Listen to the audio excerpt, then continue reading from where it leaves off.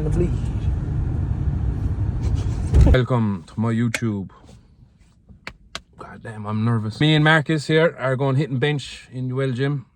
I'm going for a PB, a triple of maybe 155. We'll see.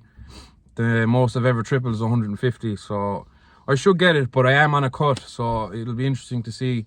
I'm on week 3. I still feel strong, but I'm down about 5 kg. Marcus is injured at the moment. Bicep tendonitis.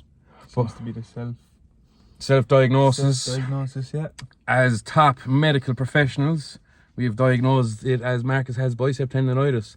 So our treatment for Marcus is to regress the weight to something that's within a pain-free range and train there as frequently as possible. So what that means is Marcus is not going to stop benching. He's not going to stop training like he always did. He's going to strip the bar, find where it's pain-free, work there, and then slowly increment it over the next few weeks until he finds himself back to where he was. So basically at the moment his body is just saying we're doing too much. We don't know what that is. That might be too much volume. That might be, you know, too benching too frequently. It might be, you know, too much pull volume affecting his biceps. It might be the way he squats. Who knows? But what we're going to do is we're going to regress everything to a pain-free range and work from there. We're not going to go to physio because it's expensive. Expensive, yeah. And because we are medical professionals, we don't need to do that. We can fix our own problems and make our own gains. So yeah, we'll see you inside. Right, boys and girls, I'm actually going to take you through our warm-up today for a bench. So we started with the bar, which isn't on video, and then we went on to 60 kg. So these are the weights where we actually get the blood flowing, so to speak. We'll do 8 reps, we'll do 12 reps. We'll get the blood flowing with the really light weights, because that doesn't use a whole lot of energy, relatively speaking, for anyone. It's when we get to the relatively heavy weights is when we'll start doing 1, 2, maybe 3 reps max, just so we can get our joints and our central nervous system familiar with the heavy weight, just to be like, okay, this is what it feels like, and we'll build from there. So actually when Marcus got to his warm-up set of 100, he kept clipping the bench, as you can see to the right there. So we had to swap to a different bench, and Marcus went into his top set of 120. So he actually got this for 6 reps, which was a massive win. Now, just to let you know, this dude benches 170 kg. This is really light for him, but it's pain-free. So that's back to the discussion we had there in the car. We kept it pain-free, which is a massive win for Marcus. He's had pain benching for a while now.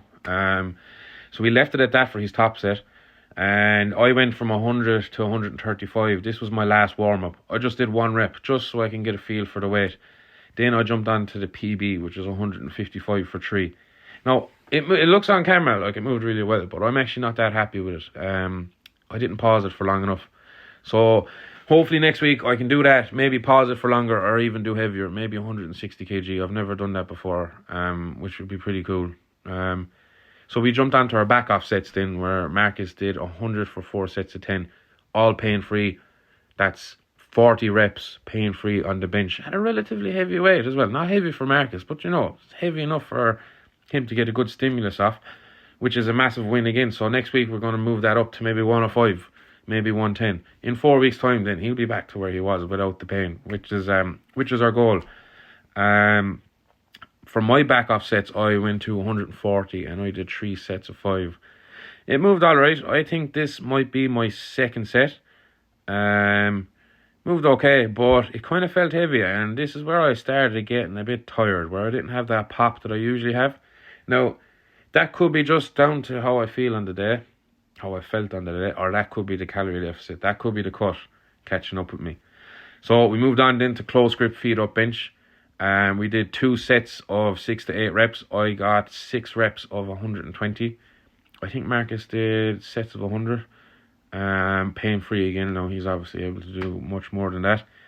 And after the close grip bench, we moved on to incline dumbbells. So we did 3 sets of 8 here. 44 kg was thereabouts, 1 to 2 reps from failure. What I focus on here is getting that full stretch with the pec, going all the way down.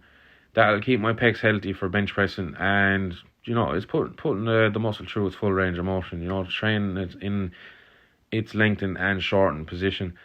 Now Marcus put me to shame here. He did 3 sets of 12 with ease, but not only did he do it with ease, if you just pay attention to how he presses here, he doesn't lock his elbows. He's keeping his pecs under tension for that whole duration of the set, which, if I'm looking at the timer here, probably going to last about 20 seconds. So 20 seconds of complete tension. Now, this dude knows how to build muscle. He is jacked, and he's a natural lifter as well. Just if anyone's wondering, I know he's a freak, but he is natural. And he managed sets of 12. I think this set might have been 10, but he got 12 and then maybe 13 on his last set. But after the dumbbells, we moved on to pull-ups. So I managed sets of 5, which I'm pretty happy with because I haven't trained pull-ups in 2 years. So as much as it is a strength exercise and as much as it requires my strength, it's also a skill that needs practice. As we can see here, Marcus banged out, I think, like sets of 12 or 13 with ease, and he had actually done pull-ups the day before as well. So this guy is just a freak. He's great to train with because he doesn't really get that hyped. He just goes and does it effortlessly, And then we banged out some triceps, and Marcus is going to show us that. We just did 3 sets of 12 here, within a close proximity to failure. Right, I'm tired of you. Correct. Yeah, that was a tough session. So that is kind of an insight into our main push day. A lot of press and volume, and some accessory work like incline dumbbells, pull-ups, triceps. A lot of heavy lifting. I'm tired after that, so we're going to do that again next week, but go 1 step heavier. And then after that, then that'll be like a peak, and then we'll need a recovery after that, so we'll take a step back then after that. So that 155, I'm kind of not happy with it. It's a bit wobbly. It moved alright, didn't it? Moved perfect, I thought, yeah. It moved alright, yeah. So Marcus kind of figured out a rhythm as well with his benching. He did a lot of reps pain free there, which is good. A step forward anyway, A step in the right direction, yeah. So Marcus is going to follow a program now. I'm going to write it up for him. Basically, it's just going to be, we did 100 for what, 4 sets of 10 today? 4 sets of 10, yeah. So next week we'll do 105 for 4 sets of 10, maybe 110. We'll just stay within that pain-free range and just slowly expose him to the heavier weights. And like, give it 4 weeks time, we'll probably be back to the 120s, the 130s and the 140s. Back to belong. The 150s, the 160s. But one thing we're not letting happen is this calorie deficit is taken away from our gains. I actually feel pretty good, man. Same. Yeah. Don't feel run down anyway. So yeah, so that's one thing. Like, if you're going into a cut, don't change anything. Don't change rep schemes. Don't change the way you train. You know, I'm still pursuing strength and size and mass, so no point changing that. Keeping the same stimulus, just reminding my muscles what they're there for and how they got there, and they won't go away. So yeah, that's it from me and Marcus. We're going to go home now and cook some steak, eat some potatoes, and talk about Life. Muscles, life. Yeah. All right. Thanks for watching.